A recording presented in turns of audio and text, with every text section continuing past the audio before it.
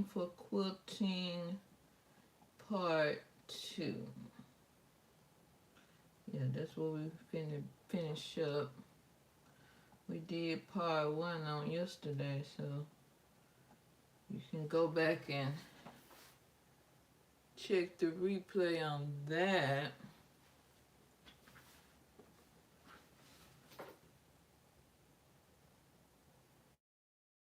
Yeah, I'm about to finish binding our quilt. Will give people time to come in. Trying to bring up this thing on my, there we go, on my laptop. Okay, okay. So let us finish our strip. Okay. So I already got my needles threaded. Alright, so we're going to start back sewing on our strip. Maybe somewhere seems like, let's see.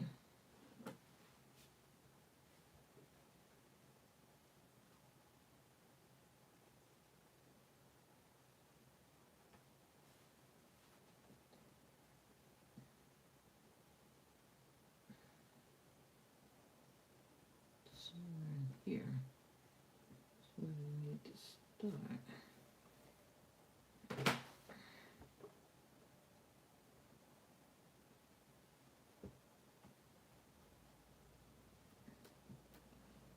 Just putting on our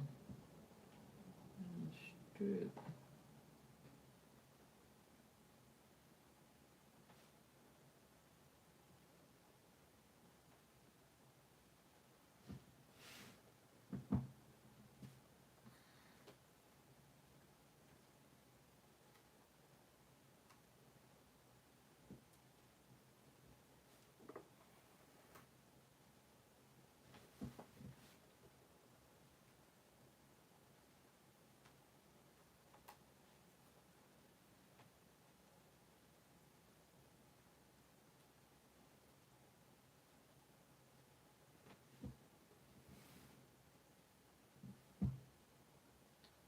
On our strip. And once we get all the way around, we'll do our join, and then we'll fold it over and sew the binding strip on the back.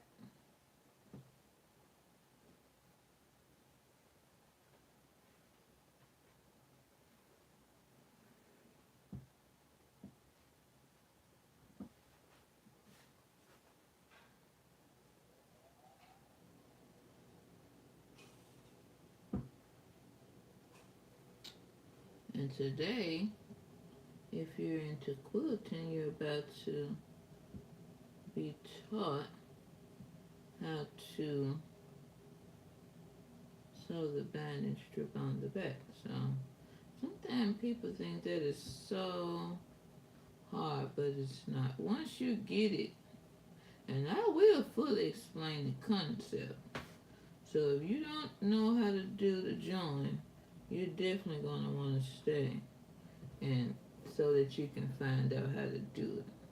Because if you have a quilting project and like you put in a competition, if you don't do a bias strip, like not necessarily a bias strip, but a continuous strip like I'm doing here, like this is a bias binding strip, even just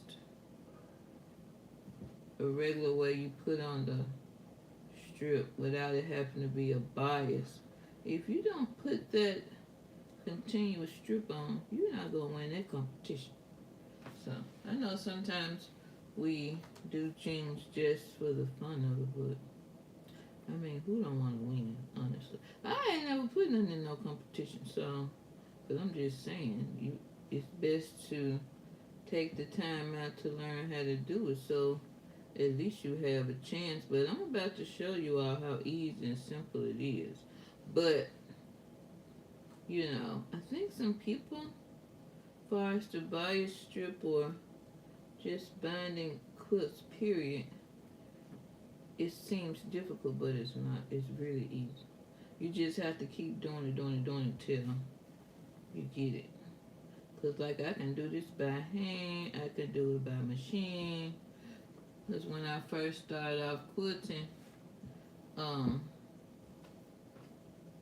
20 years ago, well, I started in 2020, 2003, so 2003, so this makes 22 years. Next year will be 23 years. I started off by hand at a local quilt shop.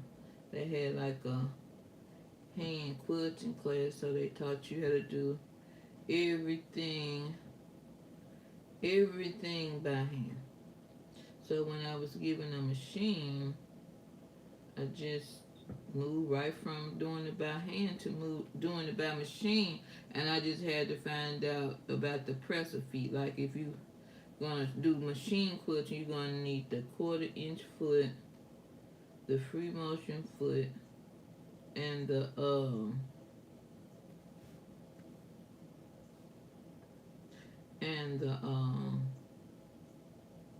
quart the 1/4 inch foot, walking foot, free motion foot. Those are the main presser feet you're gonna need for quilting, and then you'll be ready to go when you decide to move from hand quilting to machine quilting, or just doing machine quilting. And then if you're gonna do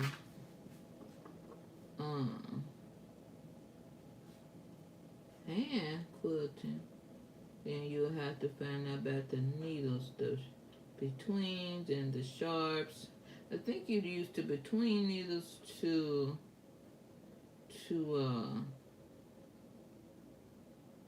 piece sew the pieces together, and the sharps to sew all 3 layers together. So, but yeah, that's, you research there to verify what I just said. But it's definitely sharp needles and between needles. I went to the store yesterday. I saw sharps. I didn't see any betweens. So, yeah. And for the needles, the bigger the size, the bigger the number, the smaller the needle, and that's what you want to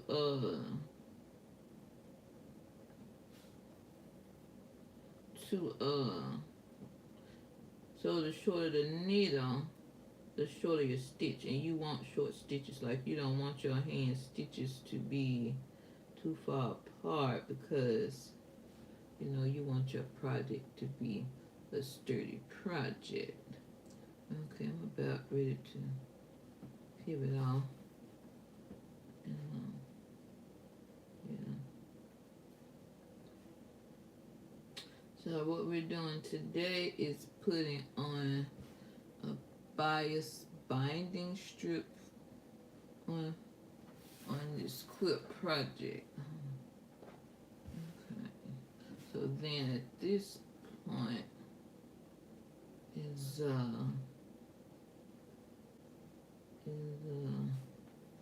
I'm gonna pivot off the side, but I gotta do this little diagonal line. Hold on.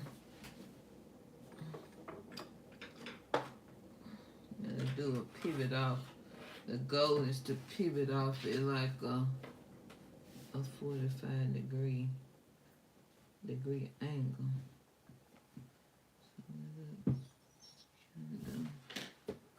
So let's see the edge.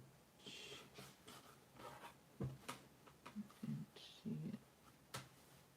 I'm gonna do that like like in a 45-degree angle, so you're going off the edge, and you want to try to hold your fabric at a 45-degree angle. Like position it where you kind of going off at the angle, like that.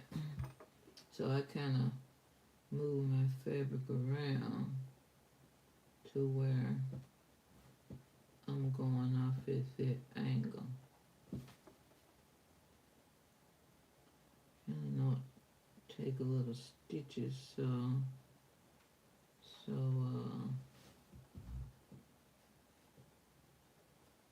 it'll be a sturdy little diagonal line for when you fold your fabric over. Because you got to pull it up and fold it over. And then it just folds around. Folds over, once you get it done. And I'm about to show you that too. And I'm doing this by hand, so it'll probably be easier. I don't know, easier by machine, but at least by hand, you're seeing it. The bias binding for quilting is what we're doing today. This is part 2. I also have a part 1. If you're not subscribed to my channel, make sure you do that. Like the video, share the video. Y'all know what these folks like y'all do on YouTube so that the different channels can grow. So what we're doing now is folding over we put a little fold up here. So once you go up diagonally, then you can fold it up like that.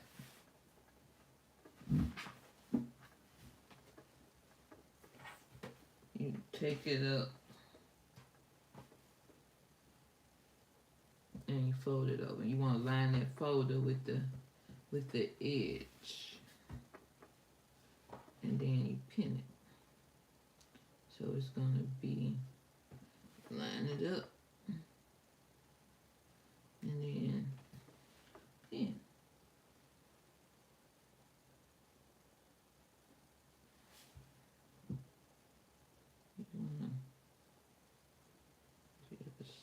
Okay, you just start to pin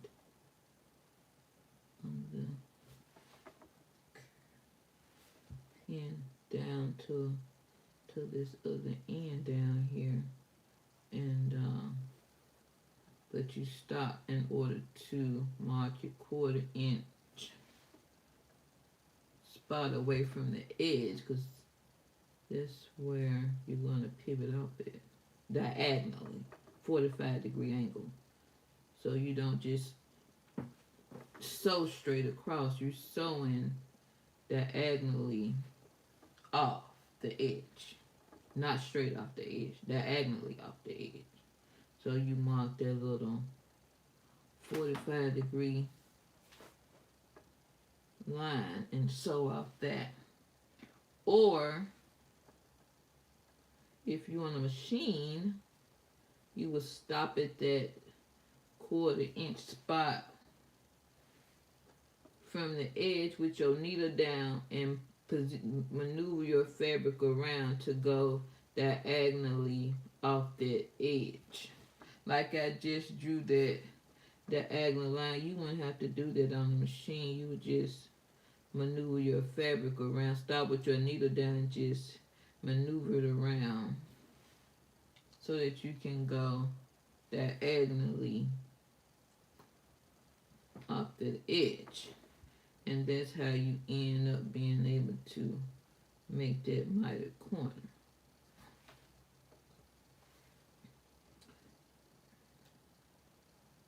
So you just pin, pin, pin. And if you're new today, you didn't watch yesterday, what I did was sew this strip with a 1/4 inch seam, so I had something to sew across. I was gonna mark it with a pencil, but I said I would sew it and make sure you're sewing it that 1/4 inch line across, like just a running stitch, 1/4 inch seam, running stitch, um, and contrasting thread, so you will know where to come up and down it. So this is like black strip white thread, so that's a perfect contrast.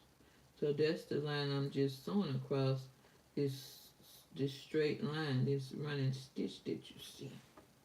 But it's a 1/4 inch, so that will, it serves two purposes. You have your line mark to sew across, and you have the 1/4 inch, so you're sewing it on using a 1/4 inch seam. So that's being done properly. So right now I'm just pinning. In a minute we're gonna be at the spot where we do the join. So I have mastered that. So at this point I just do the join with no problems at all, because I've just did it till the point now it's just a piece of cake, where some people are still building up confidence to even do the join. And see, right now I'm ready to mark my 1/4 inch spot from the edge.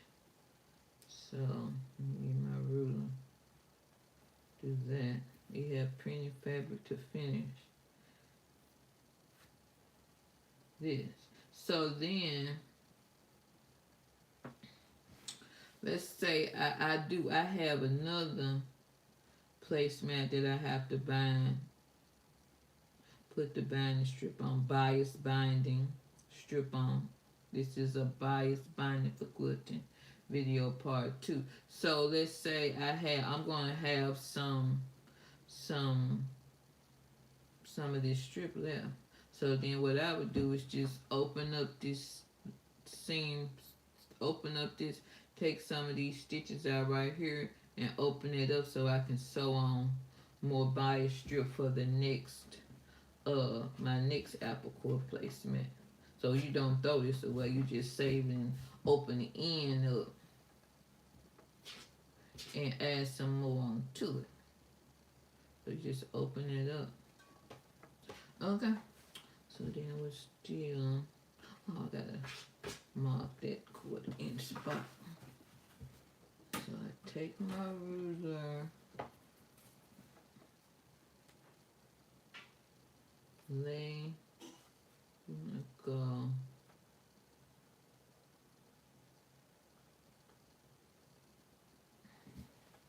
and mark your spot. And that way I know where to pivot off. Where to pivot off at. Lay it down, and then you want to line this up. Put that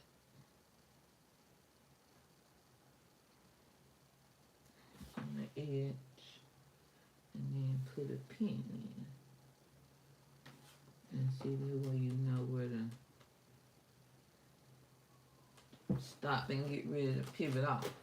With your needle down and pivot off, or we doing this by hand, so start to go off diagonally.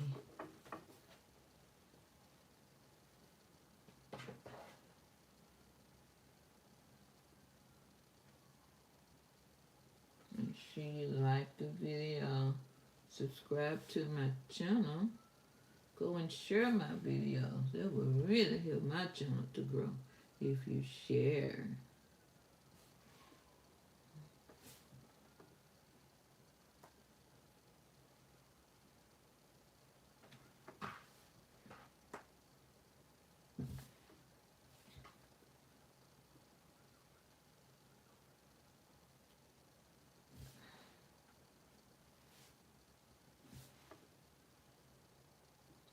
just pin on the strip, then we'll sew down the line. Ooh. You gotta kind of curve it around too, then pin. But you're going with the curve. And kind of carry it up to the curve. Carry the strip up to the curve and pin so that you're with the curve. And then maybe one more.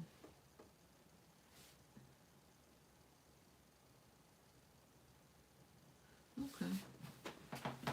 So then we'll go back and start back stitching down.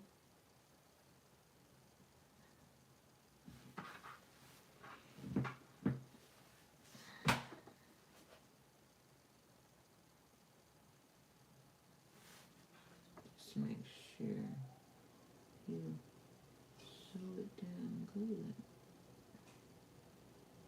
Have that.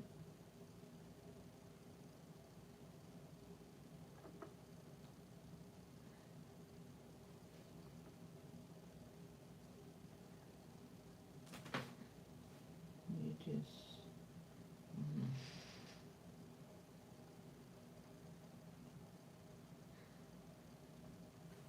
sew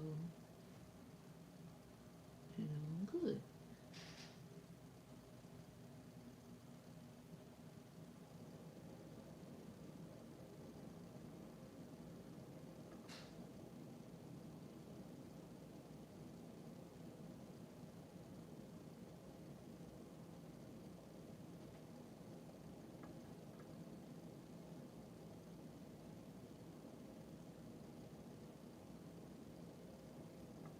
We're just sewing our bias binding strip on for our quilt project.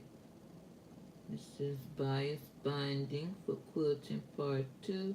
If you didn't watch part 1, make sure you go and do that so that you will know how to put a binding strip on, a bias binding strip on from beginning to end. Now you know for the bias strips, you don't cut your strips like you do regular. You have to cut them on the bias, meaning, you know, fold the fabric down at a 45-degree angle and then cut the strips diagonally, not straight across. So you'll be cutting them diagonally, but you still cut that little diagonal edge off so that you're sewing 2 straight pieces together. So, because you want that little diagonal line on the end isn't important. It's important that stretch that you have to go around the curves because you're sewing it on the bias. So don't get caught up with that diagonal edge you're gonna have on the end of that bias strip. Just cut that straight across and then sew your strips together. Once you cut that little diagonal piece off on the end, sew your strips together, and then you'll have a stretch. See, it's gonna stretch. You see that stretch because it's a bias strip, so it has a stretch to it, and that's how you're able to sew around the curve. Otherwise, you couldn't do it properly.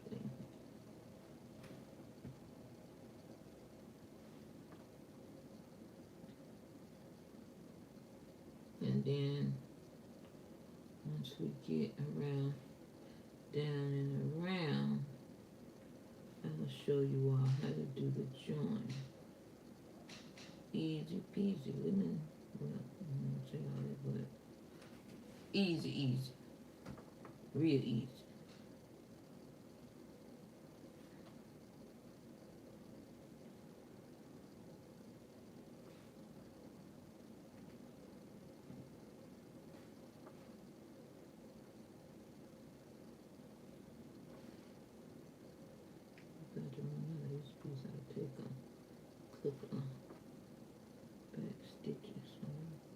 this little thread is about to run out.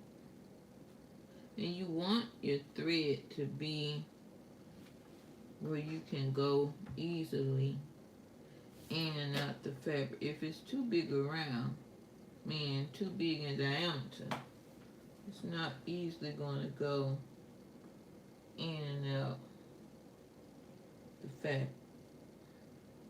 And you want to be able to go easily in and out the fabric.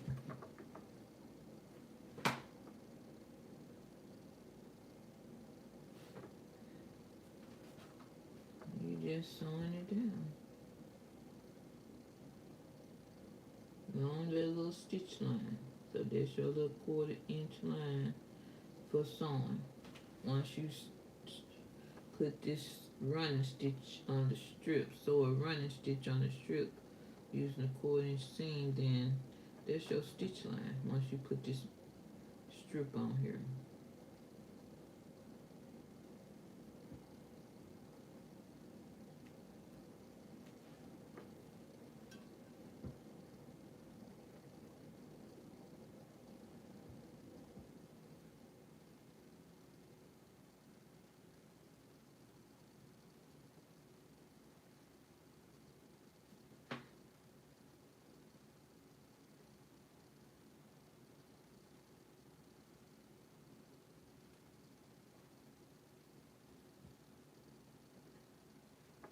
So we're just putting our sewing on our bias binding strip.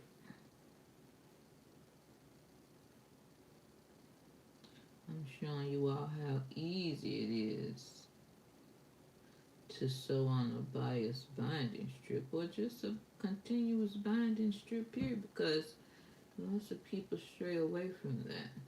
But it does give your quilting projects a professional touch.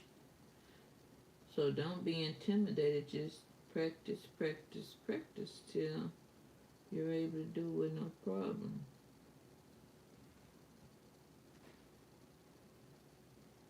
And then you'll do it with ease. But like, it took me work to get to this point. This didn't happen overnight, because I used to just, I didn't even, when I first started quilting, boy, I took a class, but my machine got to messing up and my bobbin thread was not doing right. So I had to leave the class. Luckily for me, the quilt shop wasn't too far away from where the class was.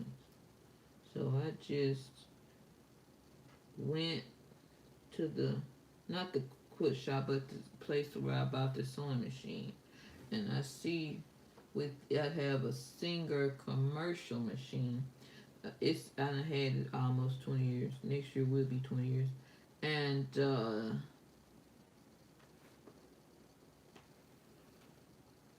I didn't know when you, I don't know if with all Singer machines, but with that one, you have to, once you get your machine thread all the way to the needle, you have to lower your presser foot and tug on that thread until you hear a click.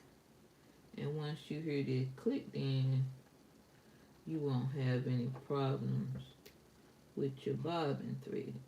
But if you don't hear that click, then you may end up with it looking all crazy on the back, like it's all jumbled up in one, just too loose or not catching like it's supposed to. So if you have a Singer, make sure you lower your presser foot, tug on your thread until you hear that little click, so that way you know the tension is right on the thread. Well, that's just a little helpful tip from the troubles I went through in that binding class, But then once I started to watch YouTube videos, that kind of help put two and two together. So what I missed in that class, because I was having such a hard time with my machine, that I picked up on YouTube, and that helped me too. So if you're going into quilting, make sure you're not only taking classes, watching YouTube videos, also reading books. So when I started, I was reading books. I was taking classes and reading books. I really wasn't watching YouTube. When I first started quilting, YouTube wasn't even around yet. So I didn't have it as an option. And then I really didn't get into watching quilting videos until 2012. I think Missouri Star was one of the first ones I watched for the summer in the park quilt, was it? So it was like, and then I just, even then I just didn't watch because even then I went into YouTube like that. And then eventually I started watching them where I was actually learning stuff. So once I watched that, I liked the summer in the park quilt. I went and got the strip 2 ruler to cut the strips out from those cozy, some people, I think is it cozy quilts? Something. But anyway, that's how that happened. And now I watch all kind of quilting videos. But I find that seems like the quilts that you learn more from, the quilts that you learn the most from seems to be the ones that don't have a lot of subscribers. Seems to be. They'll just be at their machine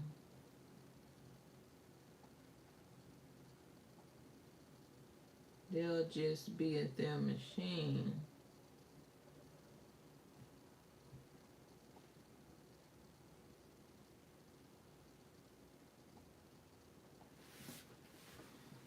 they'll just be at their machine teaching. Because, I mean, I know that there are videos out there. They teach you that people's time is precious, which is true. But, I mean, you actually want, like, I actually want someone to watch people to watch my videos and then be able to go and do something. It's not for entertainment. Like they said, sometimes videos are for entertainment purposes. But I really want you all to be able to go and actually put on binding strips and do the joints without any, fears or intimidation or anxiety issues. Because all you're doing is just sewing it. And then, but when I took the class, it's like, you mean it's actually going to fold over and you're actually going to do all that and then have the mitered corner? Basically, yes. Yep. After you do all that, you end up with the mitered corner. And you do the join, and then you're all set.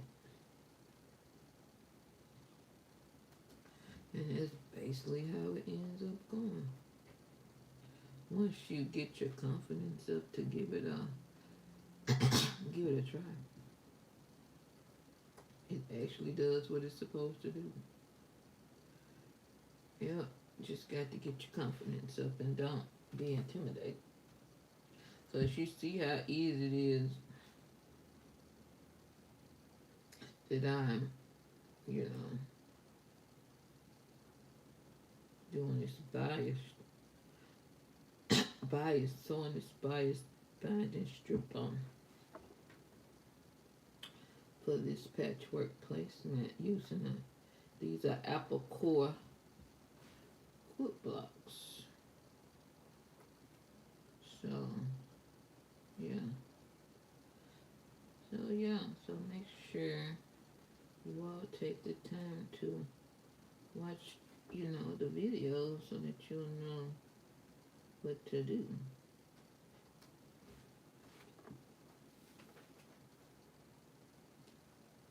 And I'm thankful for everyone that stopped by. And I'm just a quilting and sewing away. Hi.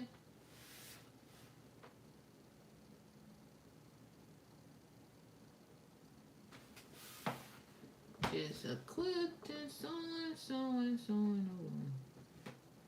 Sewing on my strip. I guess so I do the back so fast. I think I was sewing too doggone close together and it was not looking like I wanted to look. And it was taking me too long. And I guess so once I do all this and fold it over, we off to the races. I sewed it back on so fast. I don't be playing.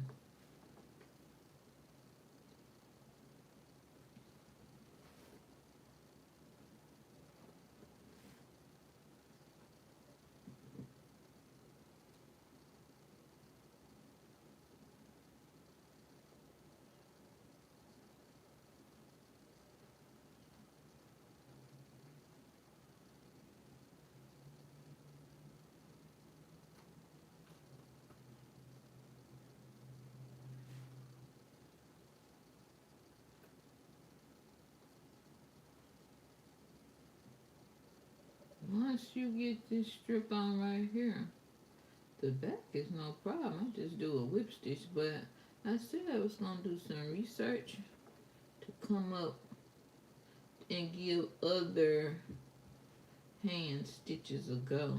So I'll probably be looking into that in the near future. But so far, right now, I'm just into the whip stitch. But my dream stitch so far is the blind stitch. But I know how to do that, but I ain't did it yet.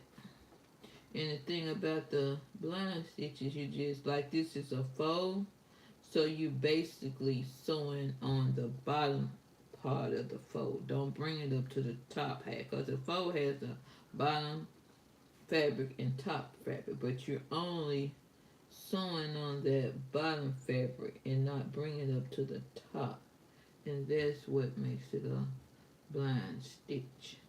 So that's like my dream stitch, but I hadn't put the effort in yet, but I will be.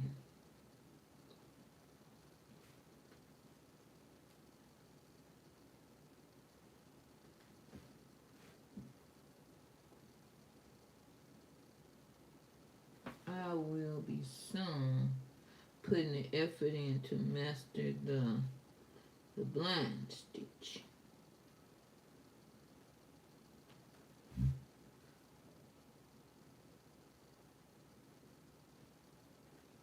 Yep, sure will. And I will really be able to say I did some. And I also think when I go to try the blind stitch, I'll try with a short needle. So let's say if I'm using a hand needle, maybe a number 10 between or a number 12 between. And that way you won't be making the big stitches. And you also want to use a needle that's not too big around, because you want to be able to glide in and out the fabric with no problem. So what we're doing today is bias binding for quilting. This is part 2. You want to make sure you check out part 1 so that everything goes together for you. If you're, really want to learn how to do the continuous binding, bias binding strip, sewing it on. Well, yeah, that's what we're doing today. We're bias binding for quilting. And then so here you can see, yeah, I've done this part. You can see how it's gonna fold over to the back, and that's your miter point right there. Just come back and go back down here. Start another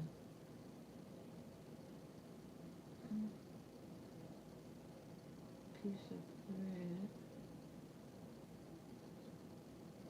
This piece right here.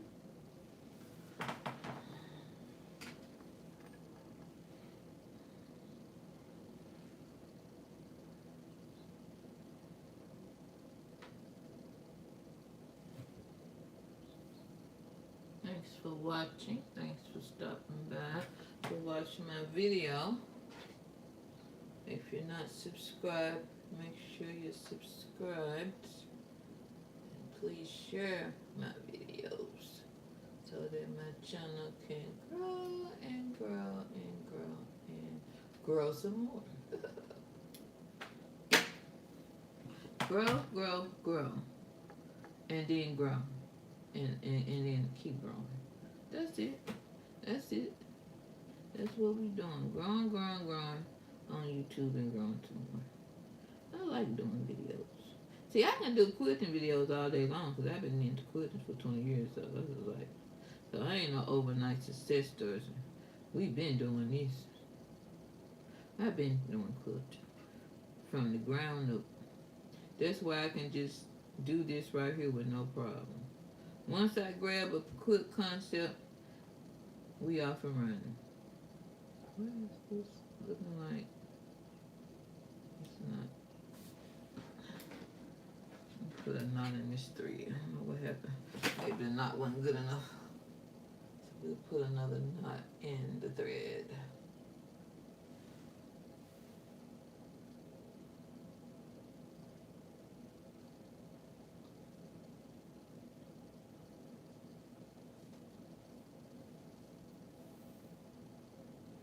Ooh, this thread want to give me a problem today.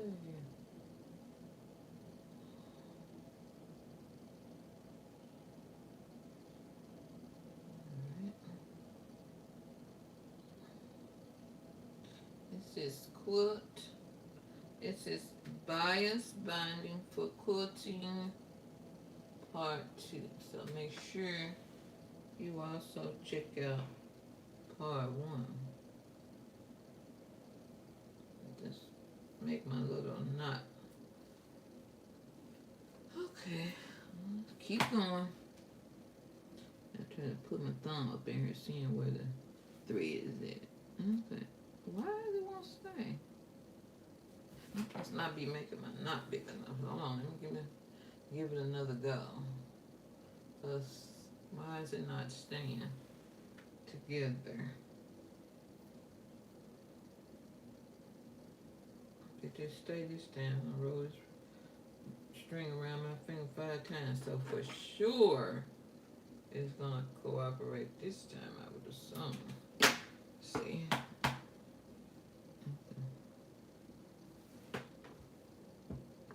See, I told you I wrapped that thread around my finger 5 times. I gotta try and keep doing that. Like you just, the thread's just not stopping like it's supposed to. It means go around a few more times to make the knot bigger, so it won't just come on through like you never had a knot in it. What's going on?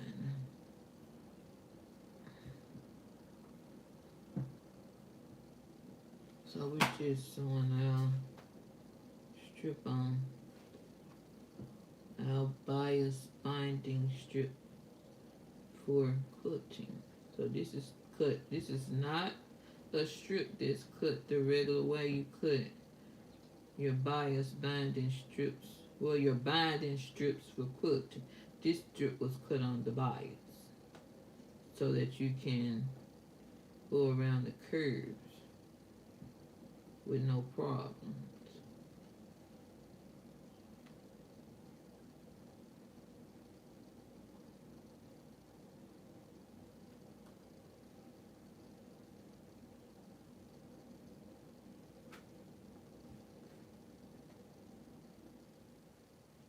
So that's what we're doing this morning.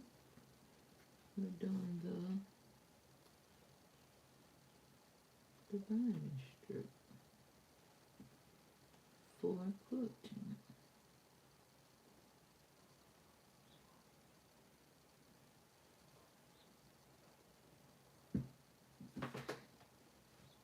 And you just sew it on.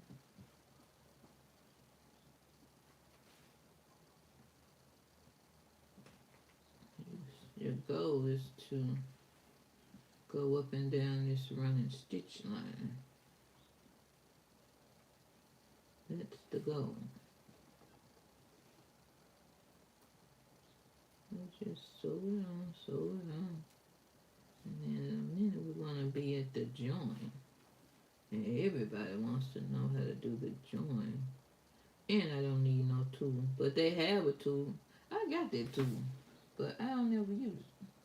I don't even know how to use it. I just bought the tool. They said this is what you need for your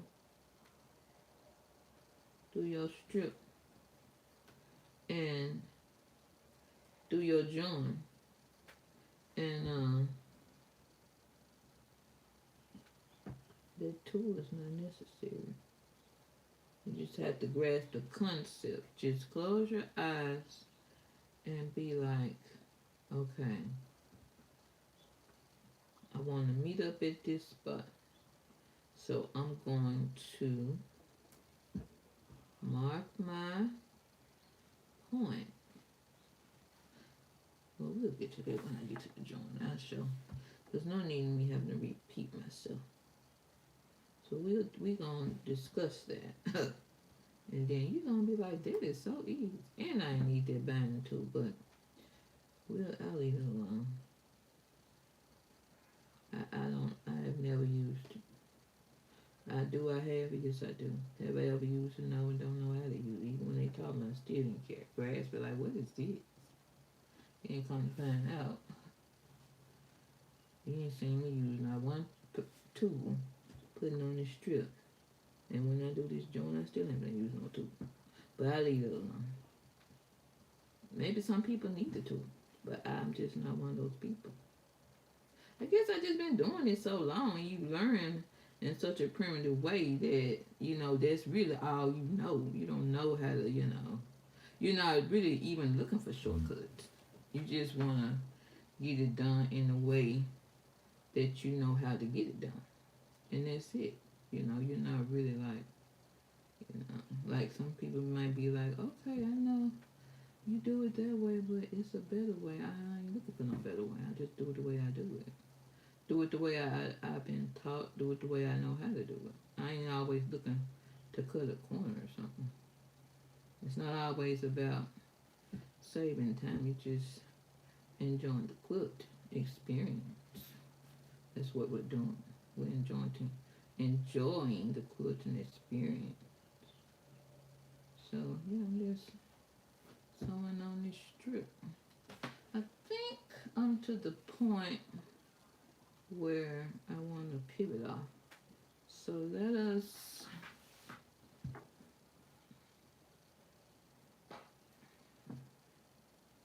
mark my, see, and then I kind of move my fabric up to kind of make sure, but yeah, we're ready to mark our line. We're at our edge, so you see the little edge. So I want to go, this you want to go diagonally like that. You want to go off the edge like that. So then I would gotta find the edge so I can see it. It's right there. So then you want take this. You really want to only, you don't need to sew straight down. You really want to sew from this, through this seam line to the edge over here.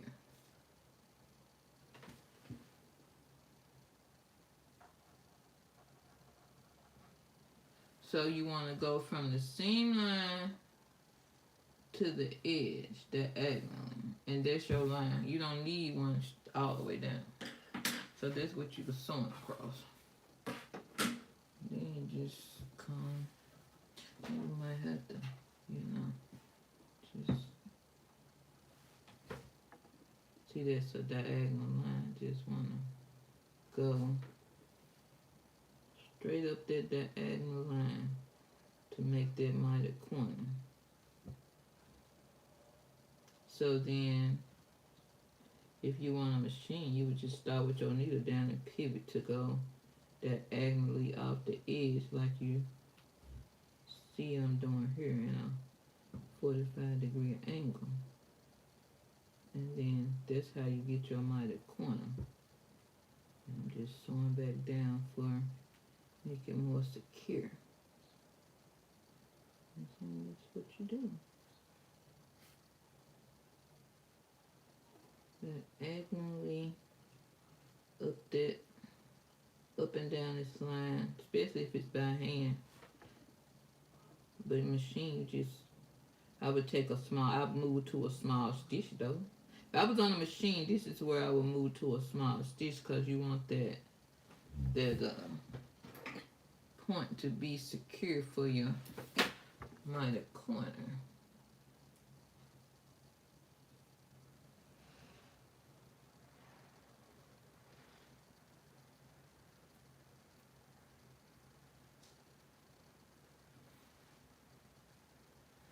Okay. So then this is where I would. So now I've sewn off the edge.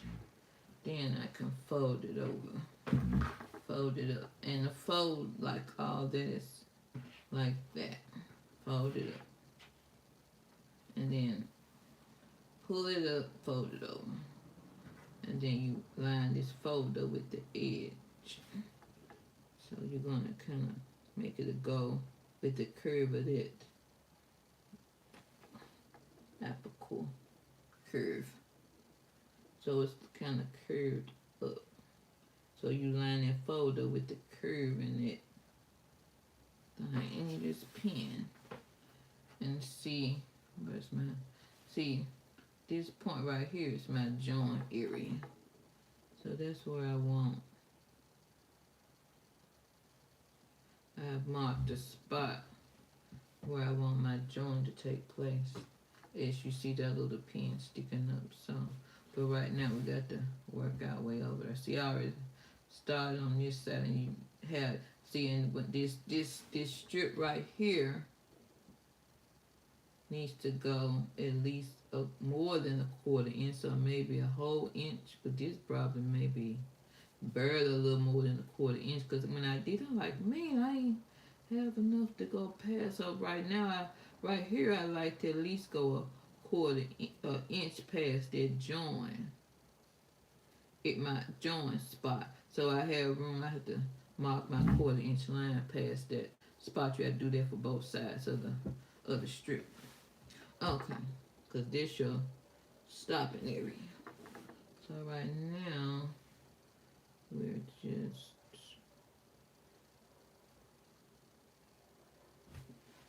putting on our strip on the way over to our joint. So we're almost done with the front. Then we have to go over to the back.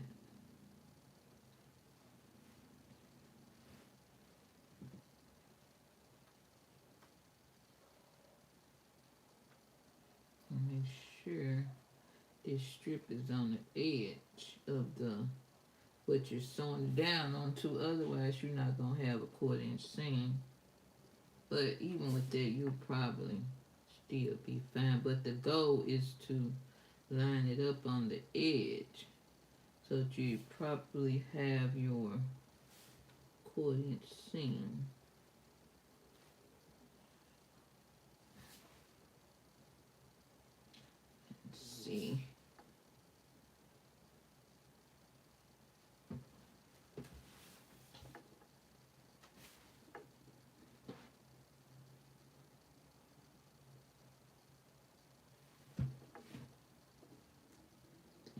move it up to the edge and pin it down, because basically you're going, the strip is going with the curves.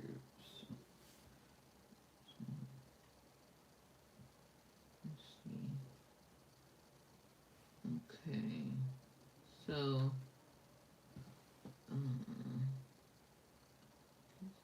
stop right there, because you want to stop and give yourself room to make the joint and then sew straight across. So that's how we sewed there. But see, I stop. You see how that strip stops away from the joint, which is right there. So you make the joint, you sew your joint spot together, and then sew from where this strip stops on this side and where this strip stops on this side. You go across from the last area you sewed over here to the last area you sewed over here. But now I have to sew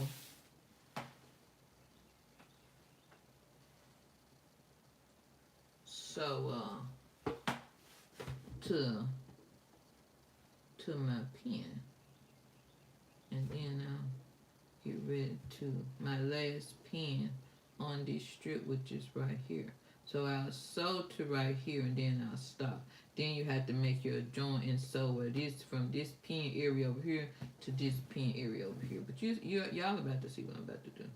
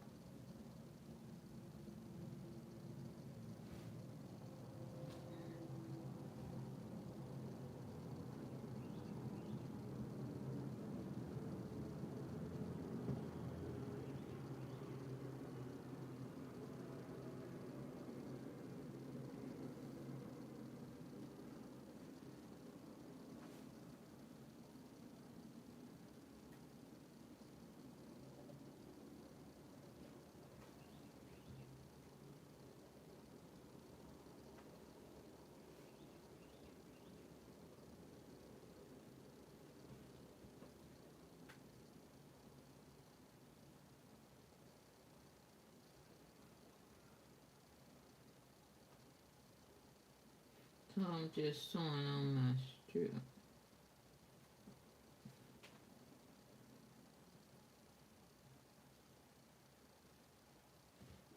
And then some people sew the strip on and then don't know how to do the joint. But see, I'm showing you how to do all of them.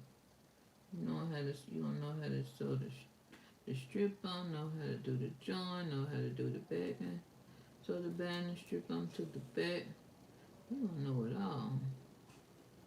That's why it's good to be a subscriber to my channel, because the people who subscribe to my channel, they actually know how to do stuff. So it's not a 10-minute video, but you're gonna know what you're supposed to know. So at least you watch both of these videos, then you should be able to put a binding strip on, a continuous binding strip on, bias binding strip onto your quilting projects with no problem. See, that 20 years makes a difference, because some people only learn everything. The only quilt teaching they know is YouTube. But I've taken classes, I've read books, and I've watched YouTube videos. So I have all that as a benefit, as a plus on me knowing how, or learning how to actually do quilting like it's supposed to be done. So So when you listen to people, know what their credentials are. Like, how did they learn how to quilt? Did they take classes? Did they learn everything on YouTube? So that makes a difference.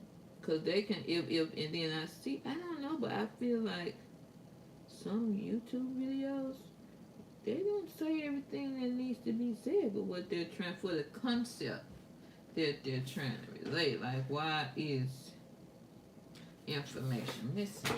Like, if you really want to if your intentions are to really teach that person the concept, why is all the necessary information not being relayed?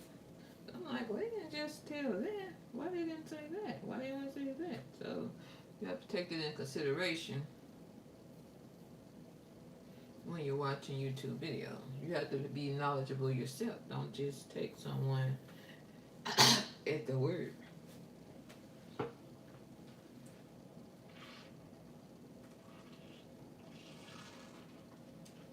Then you may have to watch several videos in order to be able to know exactly what you're supposed to be doing. Like if one person gives you 50% of the information, somebody else give you 20, somebody else give you 20 more, and somebody else give you 10. That's 3, 4 videos you gotta watch in order to get to 100% of the learning. So that's all I'm trying to say. Just be aware of that. And then some people, if they only learn on YouTube, then that's all they may know. That's what I'm saying. You got to diversify your YouTube portfolio so that you can get a lot of knowledge. Because if that person only knows 50%, they're not equipped to give you 100%. You're going to have to go and get the other 50% for however many videos it take you to get to 100% to know what you're supposed to be known. That's all I'm trying to say. So, and I did hear one person, they was like, I just found out about this, blah, blah, blah. And I was like, okay, I don't say no.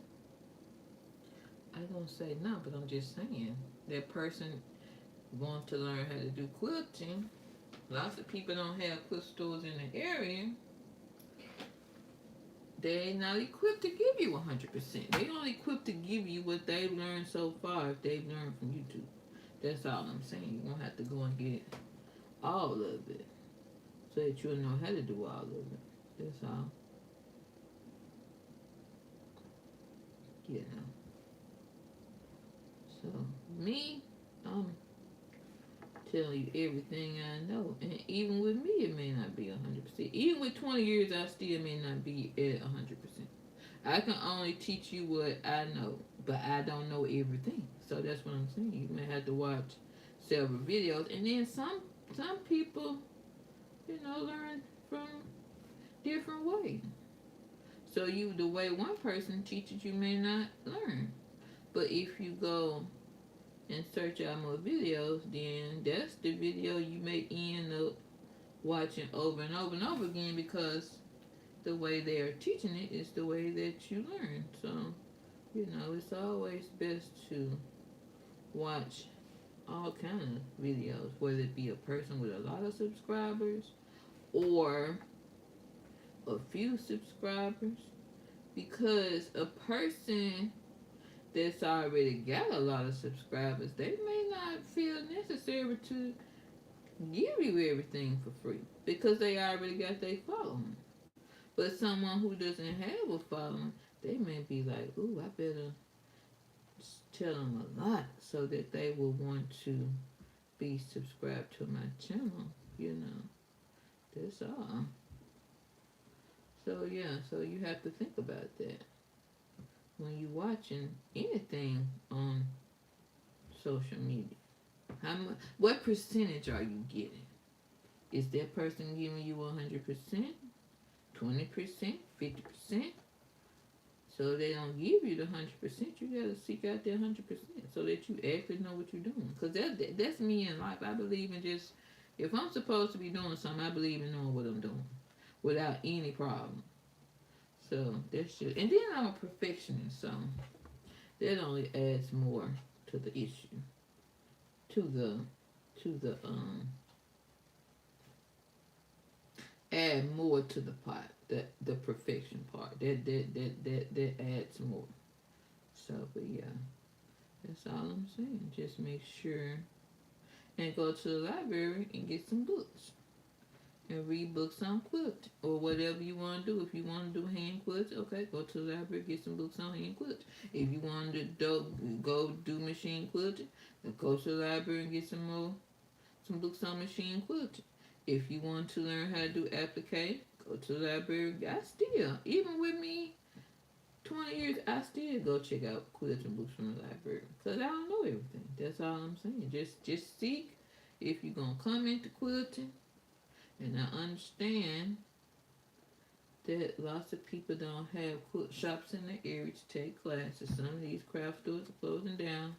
I understand, if you don't have the quilt shops and you don't have this and that, but you still have to seek out that 100%. I don't care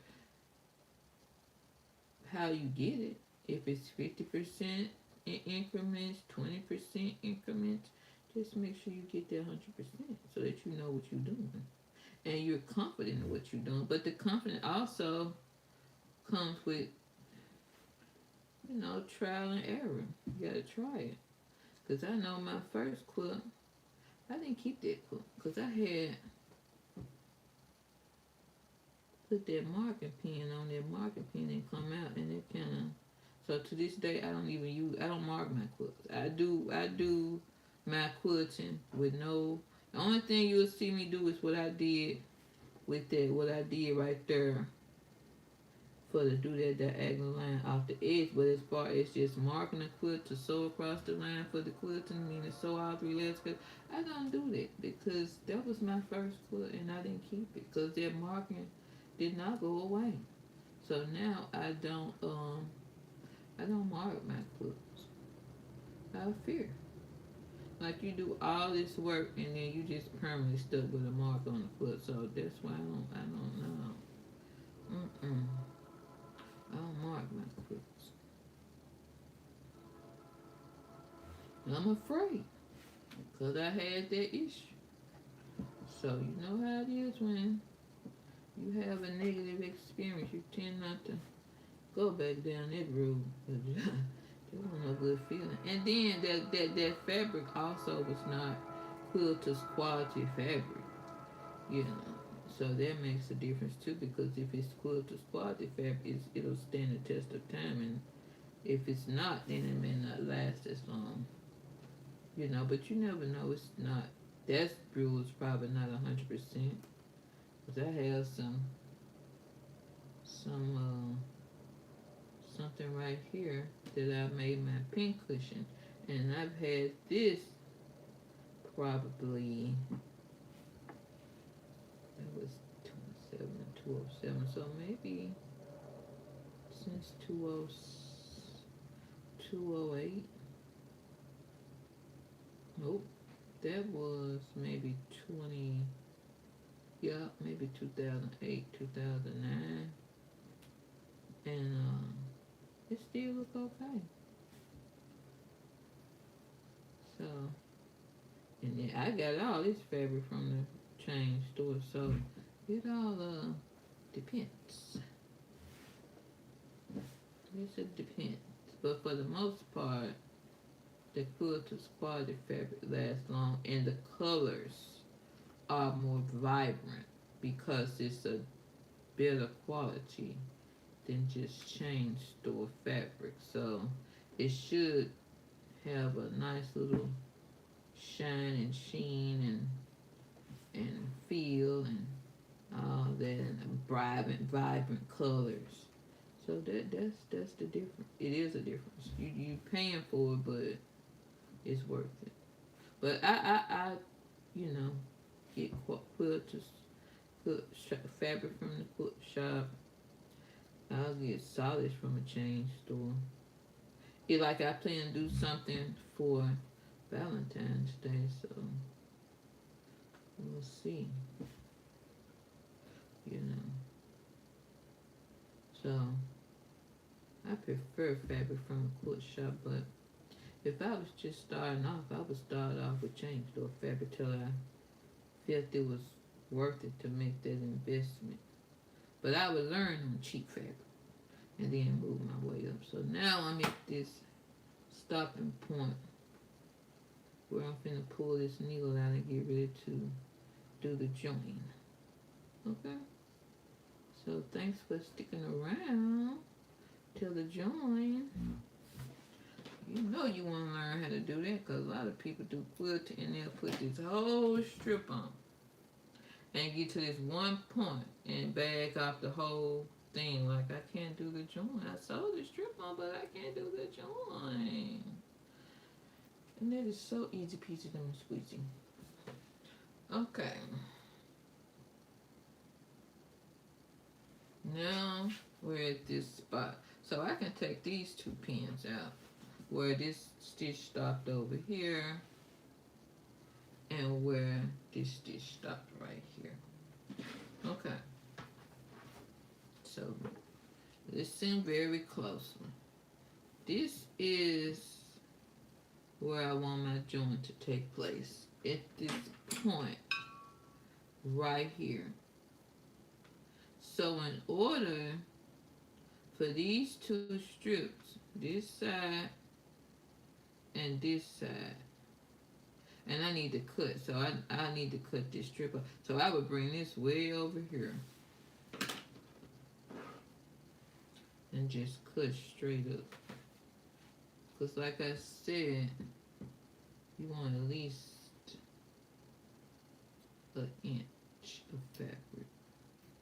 And then it's, you know, so that's why I just do that, right? So this is our joint area. Look at that very closely. Let that marinate. Especially if you're fearful of doing the joint. Take a deep breath. This is where you want these two strips to meet up, right? So in quilting, we use a 1/4 inch seam. So in order for them to meet up at this point, you got to mark your 1/4 inch line away on going this way and the 1/4 inch line going on this strip going this way. Once you mark that 1/4 inch line, you cut that at that line. Then you're going to cut each side on the 1/4 inch line that you've drawn or you drew, and then you're going to cut that strip at that line. Then you're going to sew these two layers together using a 1/4 inch seam. So basically the 1/4 inch seam that you just added, once you sew these two strips together, you taking that seam away. And that's how it ends up laying flat. So then I have my ruler, right? So I've started to, let's do a, fold it down with a binding clip.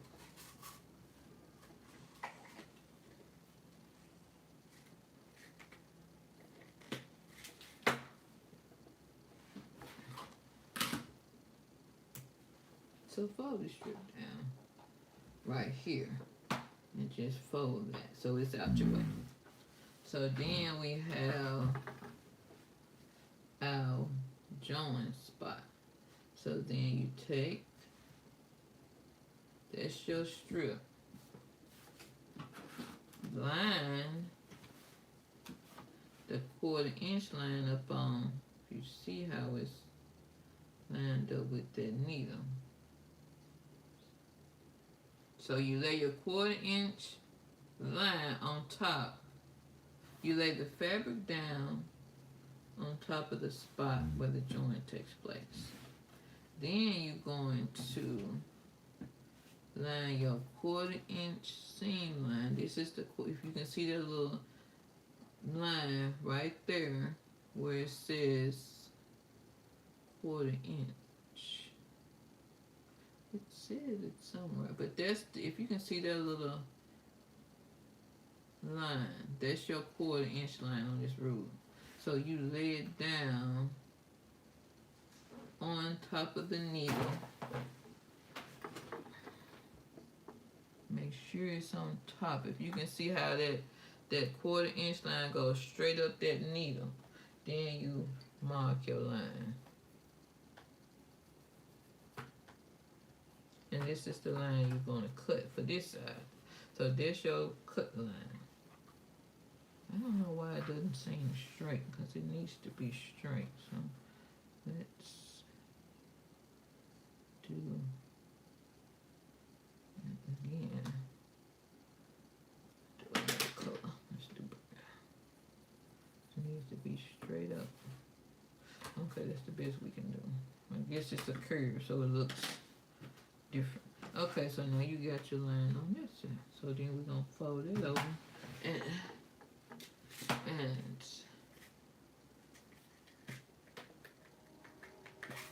hold it down with a binding clip.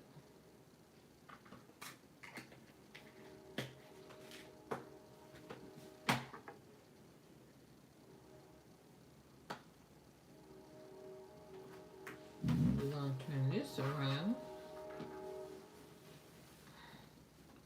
and take that off.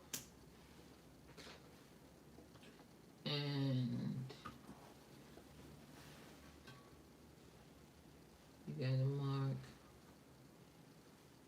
this way, how this strip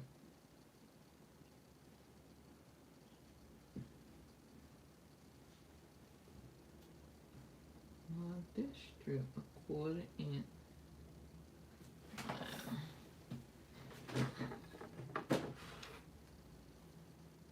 Lay your line, your pen down to where it goes.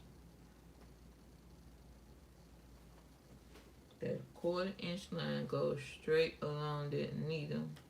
And then mark your line straight down. This is where you're gonna cut. Cut it.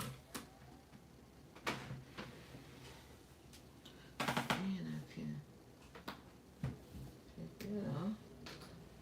And then we're going to cut along that line that we just drew. So there's that.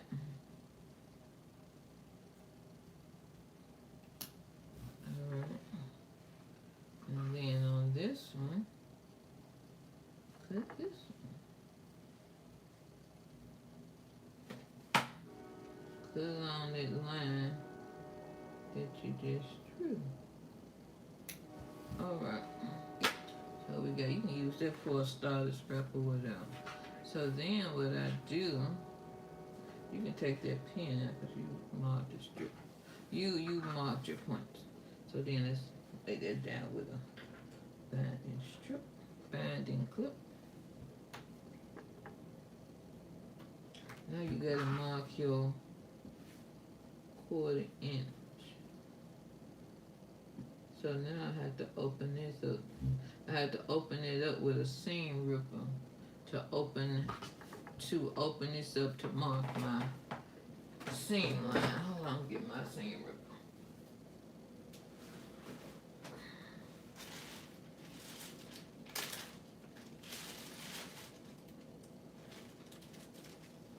Oh, you gotta open up both strips. So you gotta open up that little area. You gotta open up this seam line. You gotta take some of these stitches out because you gotta open this strip up to sew these two sides together. You gotta open up both sides, just some, to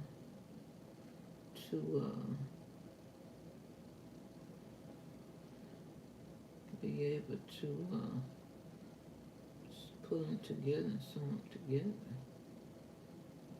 Okay, that should be enough. And then open up the other side.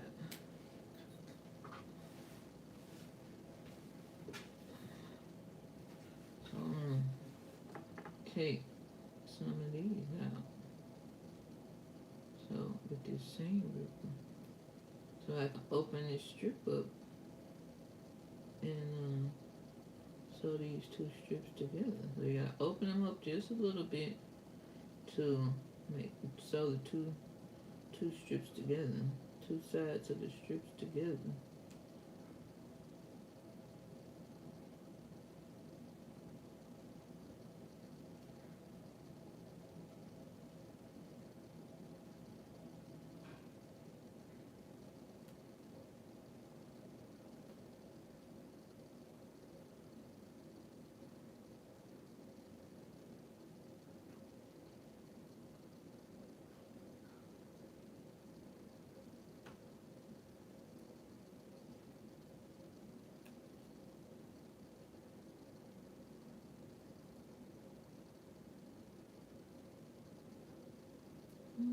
Just,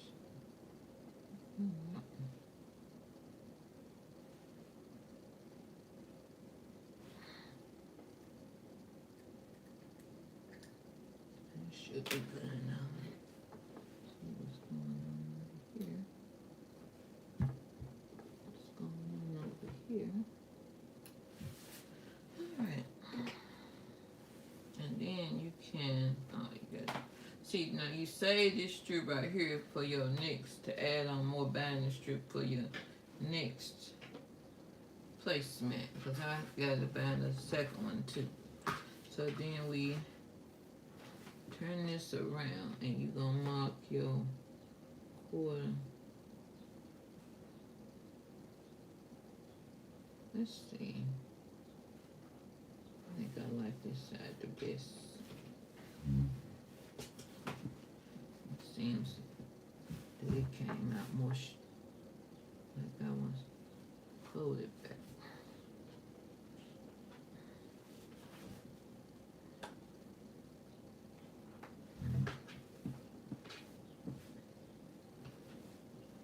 Then I'm gonna lay my ruler down. You're gonna want to use some contrasting thread to mark the seam. It's the 1/4 line for the seam. So maybe I'll just turn it around this way. And then do that. And then you're gonna line a 1/4 inch up.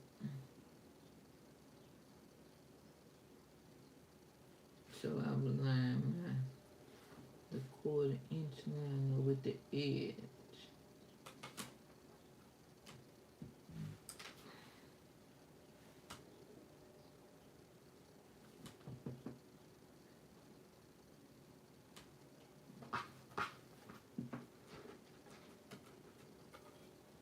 And this is where the joint is going to take place. Probably could use a smaller ruler, but this is what we got, so this is what we go. Have to stand up so I can see. But this is very important. You don't want to mess this up. Just put that over.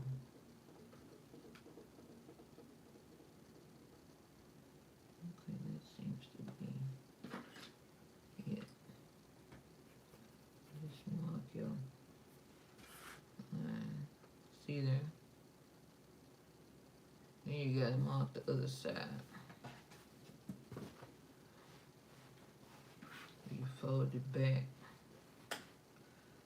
so that you can mark this other side.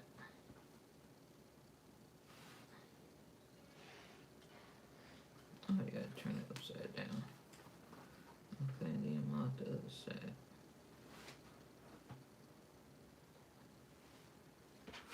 So, 1/4 inch line on the edge.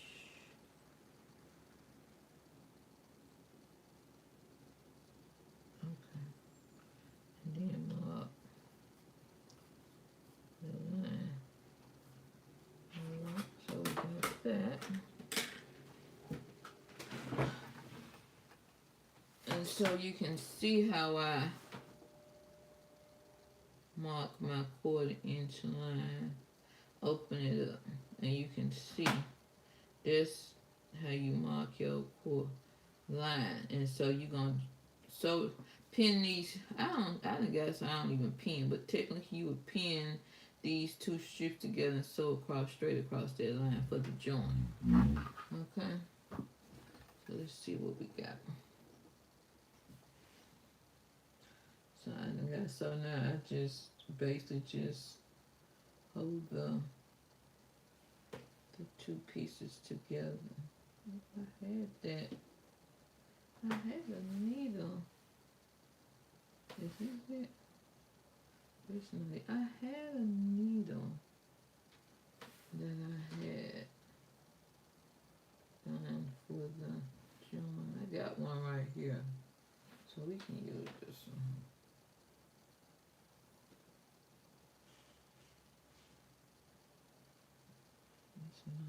small, I had a small needle that I specifically wanted to use for the joint. Where is it? Is this it? Let's see if this is it. That one's too big. So I guess we'll use this one with this. I don't think this is the one. But yeah. So now we'll. So now I just. I guess so. I don't even just have to go all the way straight across. I'm okay with doing a little bit at a time. So I have to do that.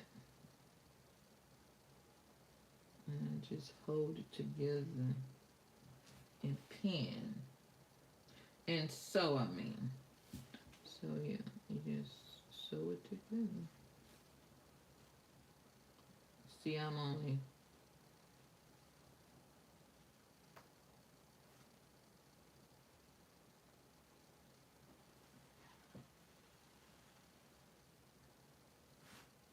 just sewing straight up that line.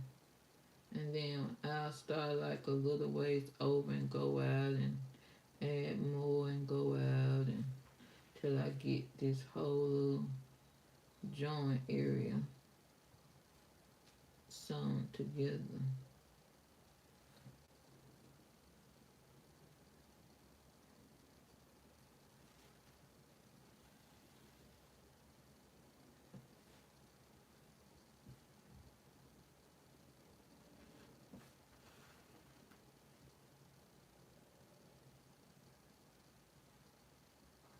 And this is where we do our joint.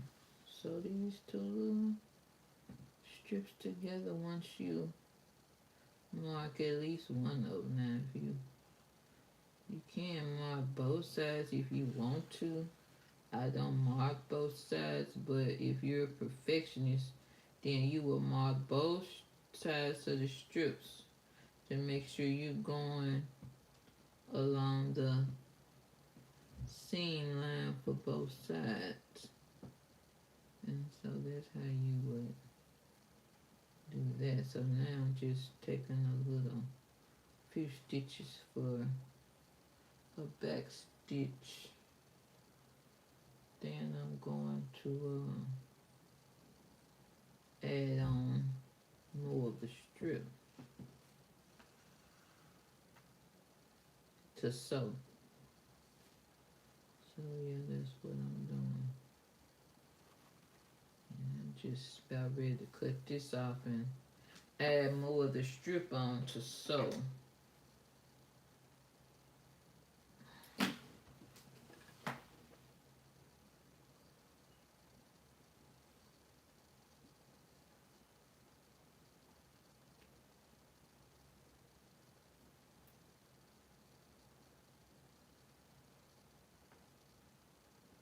So this is what we're doing our bias binding for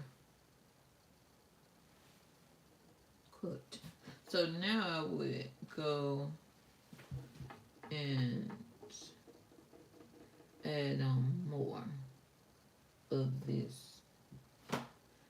And that's why I don't like doing this part on the machine, because it seems like I just get so much trouble trying to maneuver this joint area up under the throat plate of the machine. So that's why I just started to do this part by hand.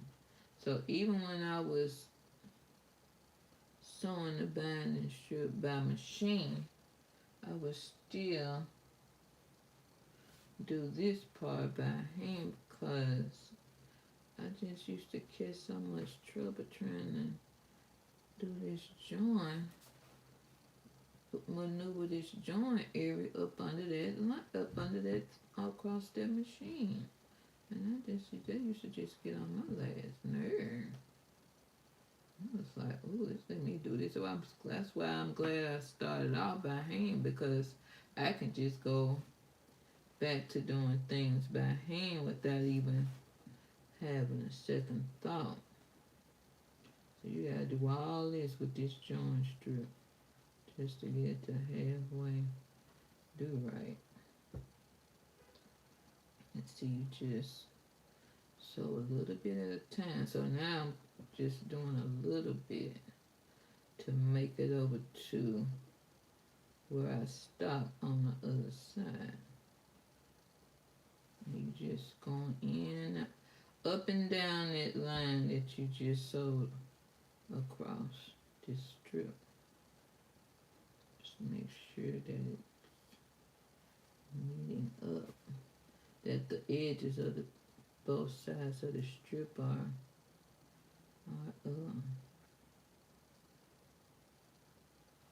lined up.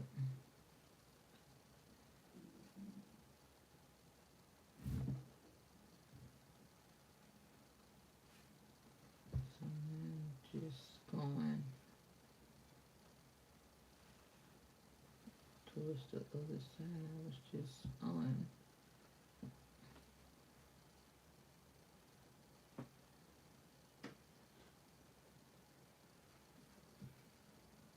Then I catch the other part over there. So I don't necessarily go across, I go a little bit over. So sew a little bit from one side and stop. I find that I like this better versus trying to go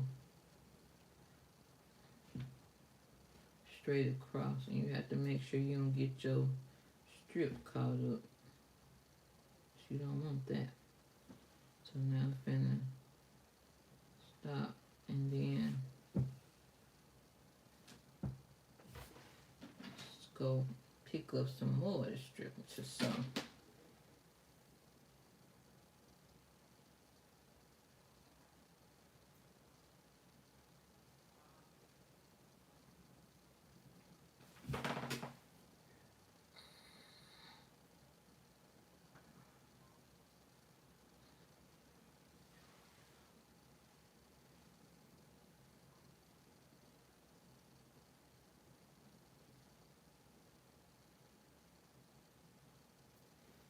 We're just doing our join area.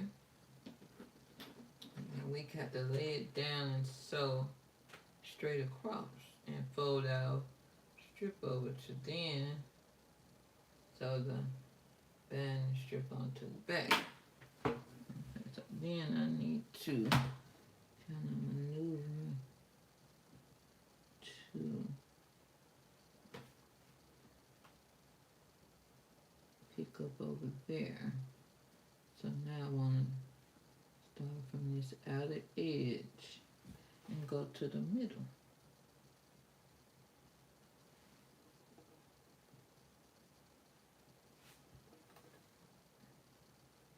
Just a little bit at a time. Don't be in nobody's hurry. And make sure you keep them edges lined up. And see, this needle is not, it's a fine needle. And it's not short as I want to, but it's shorter than the ones I've been working with. So you want that too, like maybe a short needle and a fine needle. So you're not working too hard. You already got to work to keep the strip, you know.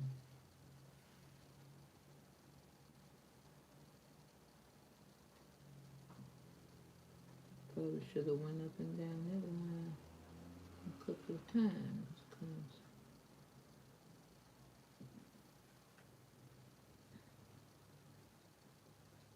and you definitely have to sew all the way across, cause you don't want it open in an area. So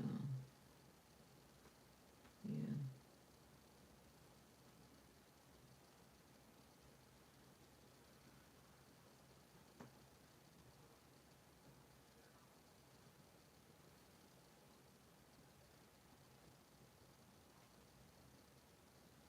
I can probably see the line.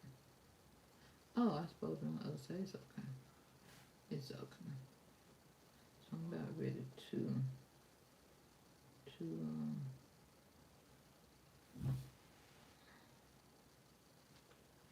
end this strip.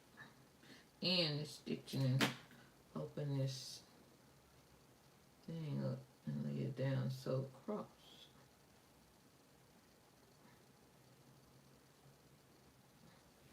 Okay, so then once you get here, you open it up. Open it up and lay it down to sew across. Crossing. Open it up.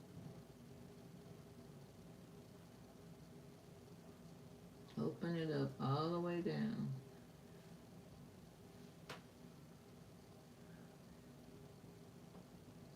And then I do that to kind of open it up.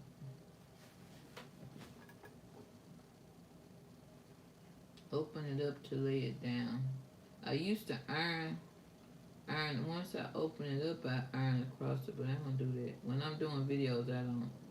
And sometimes when I ain't doing a video, but I used to, just to make it smooth, I would open the seam up, lay it down, iron across, then sew across from one side. Where one side stops on one side and picks up on the other side. Open it up and lay it down. And then this your joint area. Try to smooth it out. And now you got to sew across there. And that's where you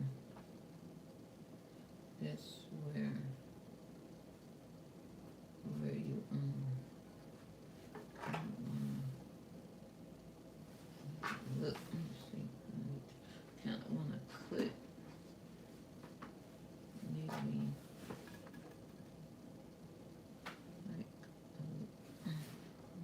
clip, just hit some of that way. And so now you see where this is the joint area, and then the stitching stops right there and over here. So you gotta sew.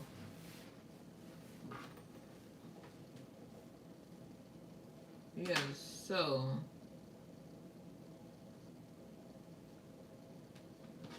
from here all the way over here. If you can see what I'm talking about. So we gotta do that.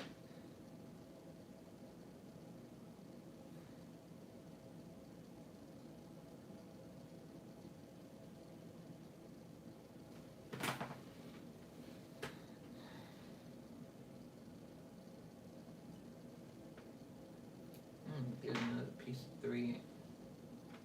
Then I'm gonna sew across it. Thread it. Okay, there we go. All right.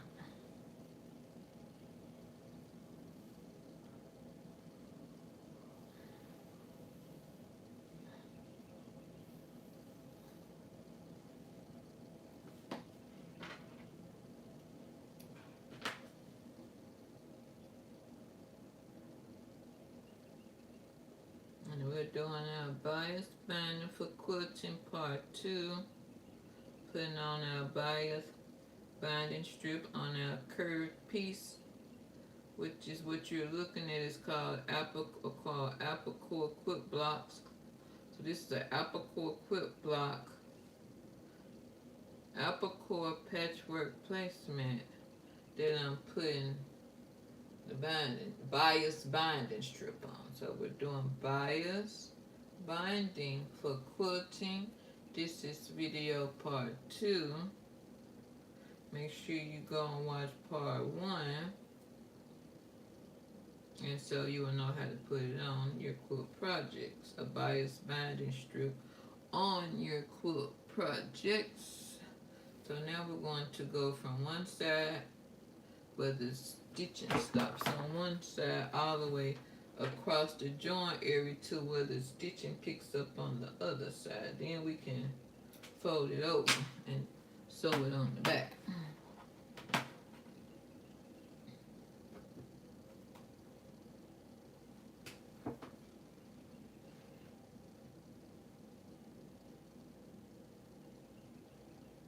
Could probably just gonna do this. We need to mark the quarter inch for the area that's not marked because we took the stitching lines out. We will want to go and mark that area. So let's do that. At least attempt to anyway. We have some kind of idea of the direction we're going in. And we just want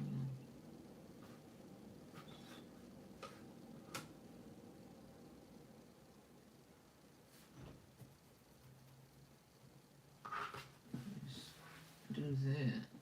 Kind of.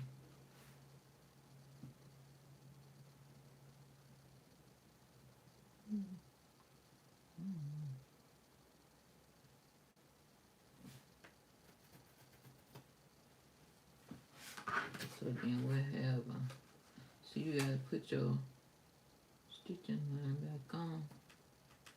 Once you take them stitches out, you gotta have some kind of idea what direction you're going in to keep that quarter inch seam line going. So now we know which way we need to be going. And we're not guessing, we have direction. Okay, now we go again. Maybe we can get this done.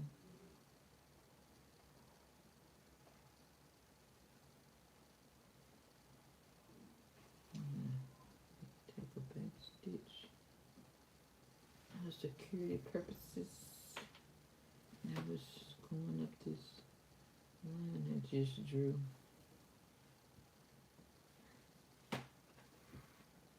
When I make my join, start again. I'm gonna make sure I make that line, go across that line a couple of times for that seam line on the join strip out. Yeah.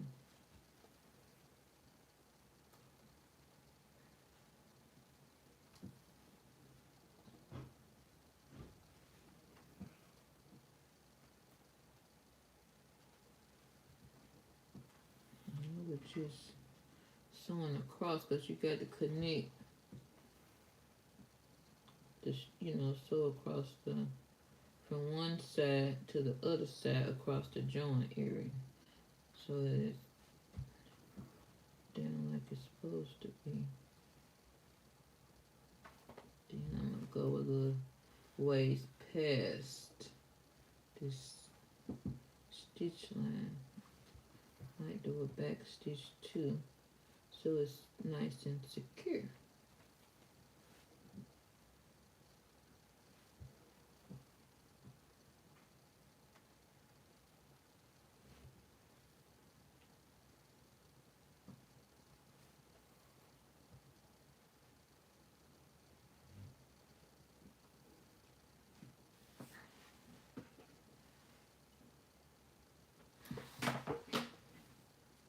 Now we can fold our strip over and sew it on the back.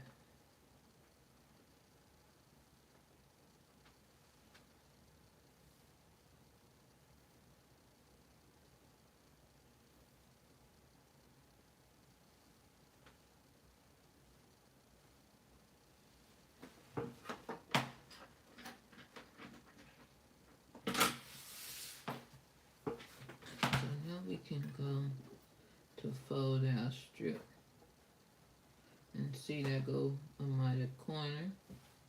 Then you just get ready to add another mighty corner.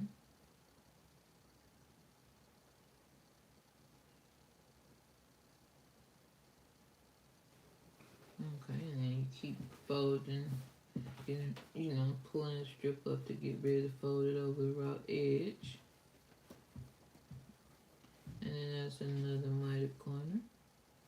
Now y'all see these mitered corners? I'm showing y'all what to do. Y'all subscribe and watch my videos, share my videos, and all of that. So then you just pick it up. Just pick it up, the strip all the way around. Ooh, what's going on right there? Let me just sew that down some more. See, if you see that happens, you got to go underneath that line to make, so that's what you need to do to make sure. Ooh, you see that white, you see that stitch line. You gotta fix that. We don't want that showing. Ooh.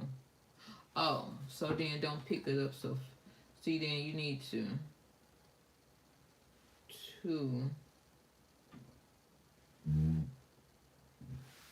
okay. So now we see that white line around in some places, which probably means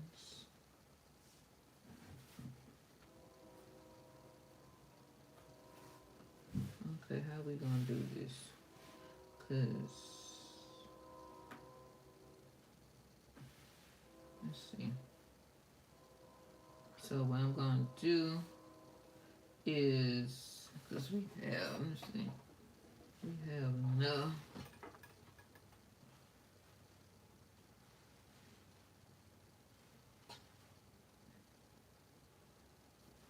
Let's see how we're gonna do this.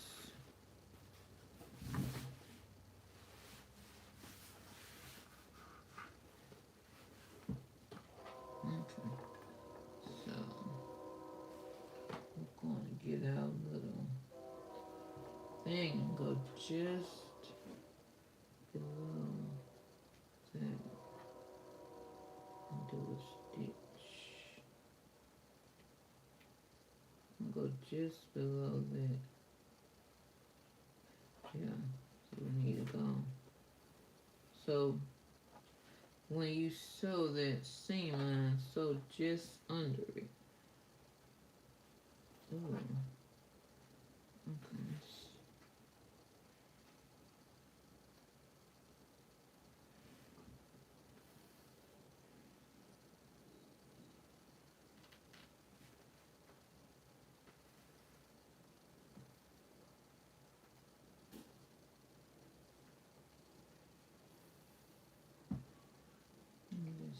Okay, so that's what we gotta go and touch that up so that we can't see that. So I guess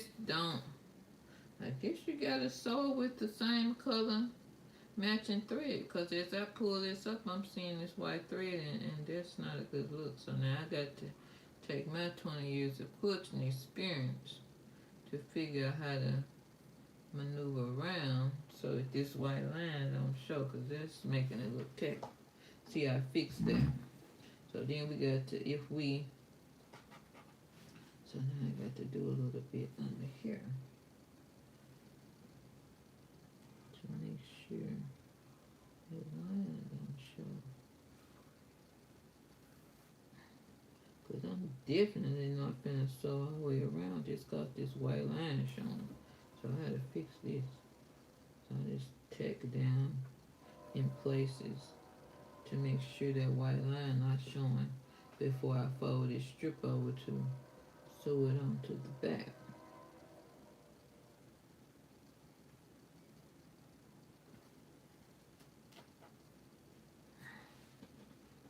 Let's see what we got for this spot.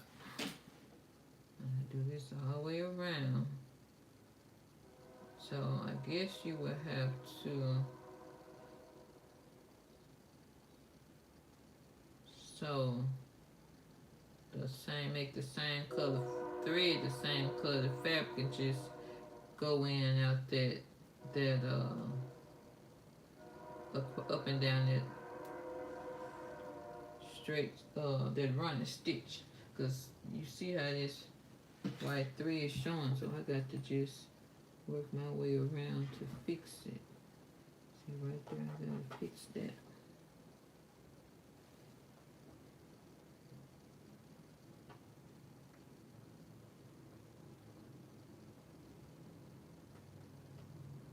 Just gonna go like I'm just tacking it down just to keep that line from showing.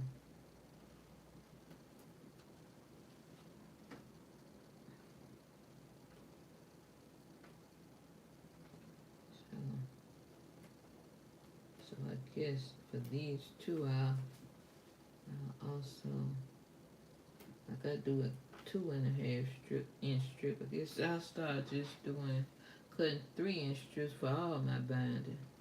And see, that would take care of in this instance where, you know. But I won't be doing this white 3 on black again. I'll be doing black on black because I'm seeing this white 3 when I fold this strip over it. That's not how it's supposed to go. So, let's see how it's. Okay, so then we just have to work out. Ooh, what we gonna do? Unless we gonna try to fold it in a way that we're not taking up. Because if we pick it up too much, that stitch line gonna show. So maybe we need to just pick up just barely enough.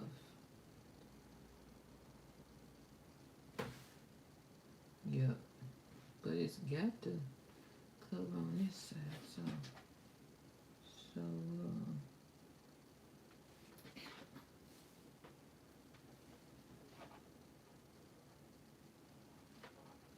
I'll just be gentle so that this stitch line don't show technically.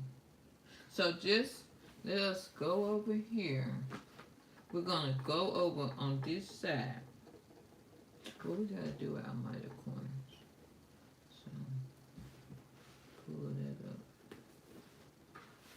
Pull up this. And then I'm gonna gently, I only want just what I need on this side. So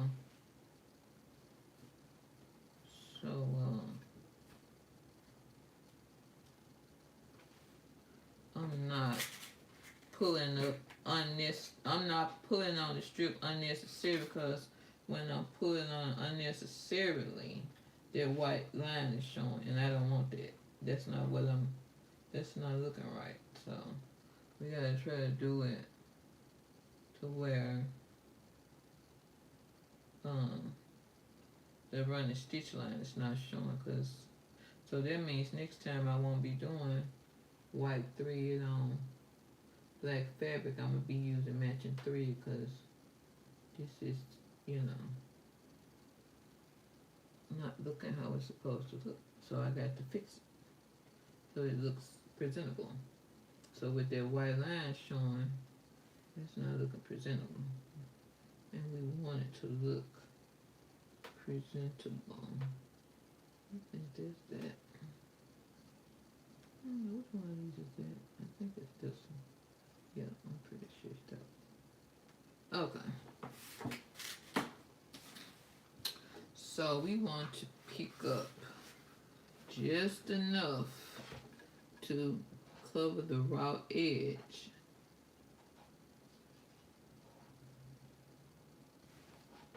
And don't overdo it. So that white line don't show on the front. Just so gentle.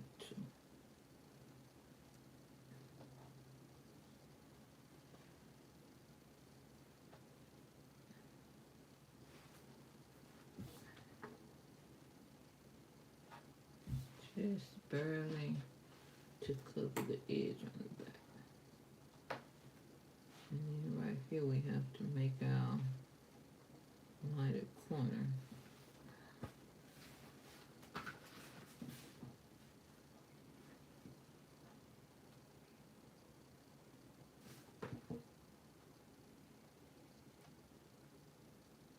One second.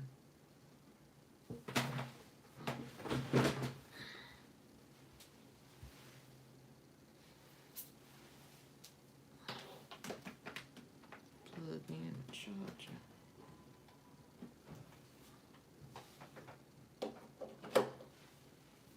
Alright, did that. Alright, now we just see. Okay. So then when you go to fold over the binding strip, just do just enough to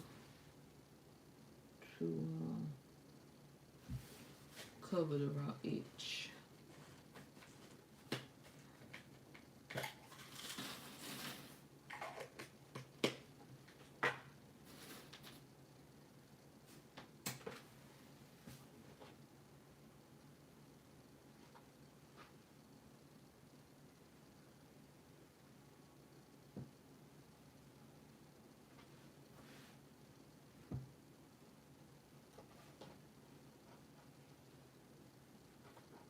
See, now I wish I had cut a 3-inch strip versus a 2.5-inch strip. So like I said, going forward, all my binding strips gonna be cut at 3 inches. A 3-inch strip versus a 2.5-inch strip, cause right here I'm running. See, this is the joint area right here. So, yeah, you know, you always get the little problem. Little hiccup at the joint area.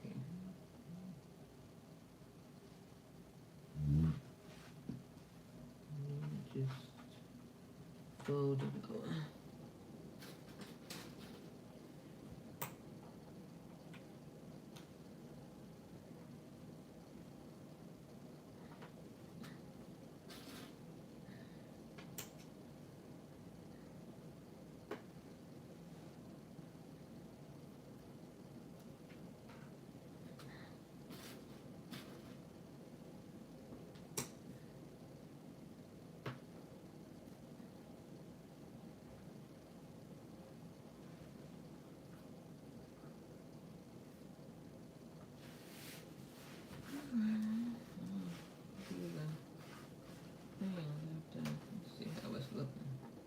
Okay, so far I don't, it's like a little something right there, so let me make sure.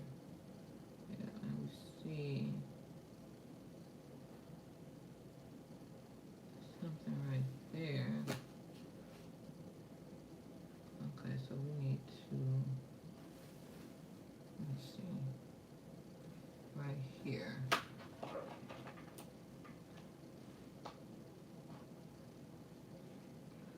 Barely.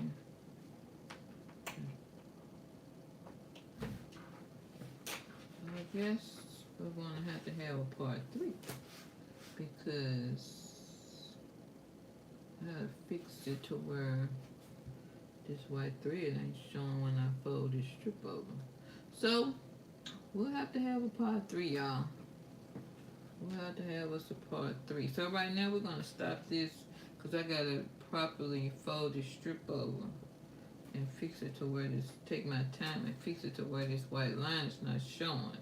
So going forward, matching the fabric, the thread you use on your binding strip needs to match the color of the binding strip, and the color of the thread needs to match because this white line is showing through. So I have to take my time and fix it. So maybe later on we'll be back with another live. Thanks for watching. Make sure you like, share, subscribe, and we will be back with a part 3. Check you later. Subscribe. Check you later. Thanks for stopping by. Share. Subscribe. Check you later.